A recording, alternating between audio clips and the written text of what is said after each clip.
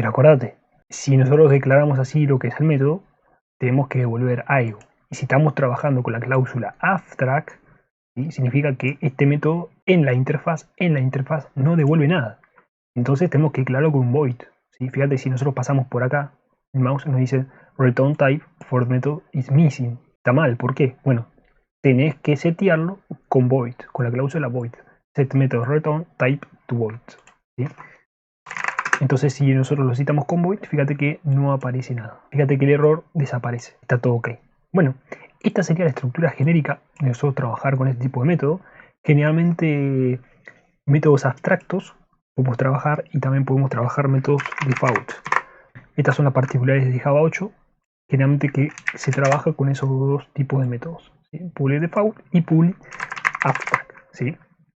En este caso, si incluimos lo que es el cuerpo, nos va a saltar el error porque es abstracto. ¿Sí? Quiere decir que no se implementa dentro de la interfaz, se implementa en la clase, por ende queda así el método. Hay algunas otras variaciones que también podemos ver en la interfaz, pero lo vamos a ver después. No quiero mezclar mucho las papas, así que voy a colocarte, por ejemplo, eso sí, por lo general se implementan métodos abstractos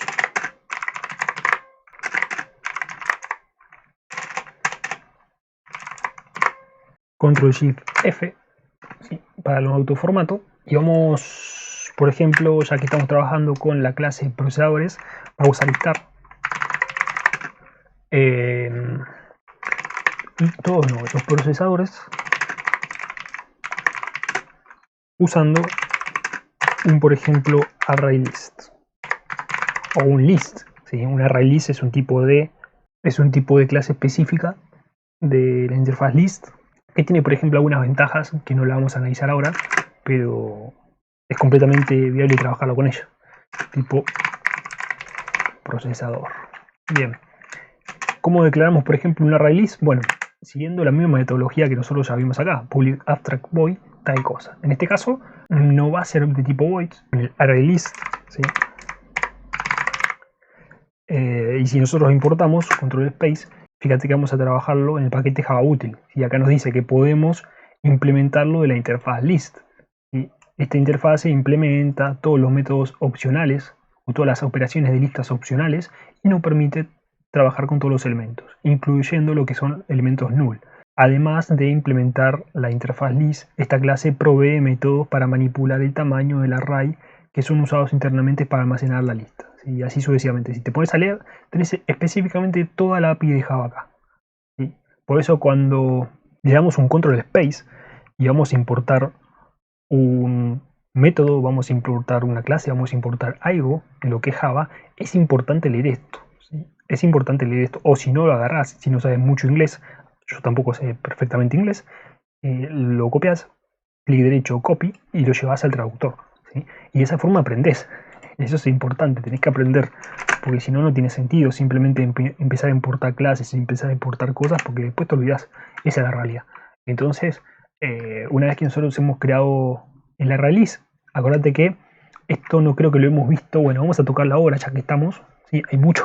Cuando empezamos a llegar a este punto, acá Java se empieza a abrir de una forma muy grande. ¿Sí?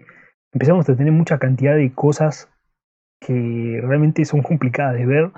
Y son más complicadas de ver aún cuando te empezás a meter de lleno con eso, ¿sí? Pero quiero explicarlo de una forma genérica porque si no es mucha cantidad de información. Esto lo que tenemos acá es un generic.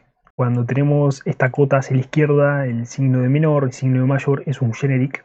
Y nos indica el generic justamente de qué tipo va a ser referencia a la lista que nosotros vamos a implementar. En este caso, una release.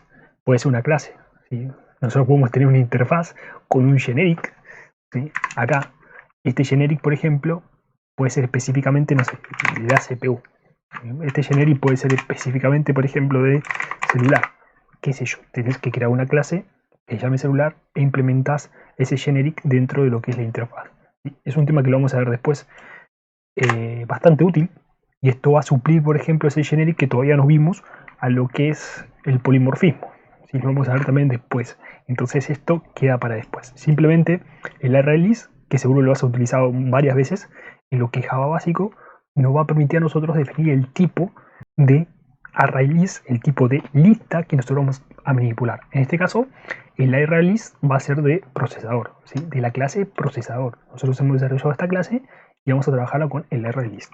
Entonces, procesador, no hace falta importar la clase porque estamos trabajando en el mismo paquete. Acordate, podríamos trabajar en paquetes diferentes, que sería una buena práctica y una forma de modularizar todo el código, y de esa forma importamos la clase del paquete correspondiente. Entonces, en este caso no se va a llamar data, ¿sí? Se va a llamar, por ejemplo, no sé, lista de procesadores. Este sería nuestro método, ¿sí? Manteniendo la convención que sin empezar con una mayúscula al principio de la palabra, trabajando con la convención de métodos, ¿sí? Y acá tendríamos nuestro abstract método de la clase específica, de la clase especial interface que hemos desarrollado aquí.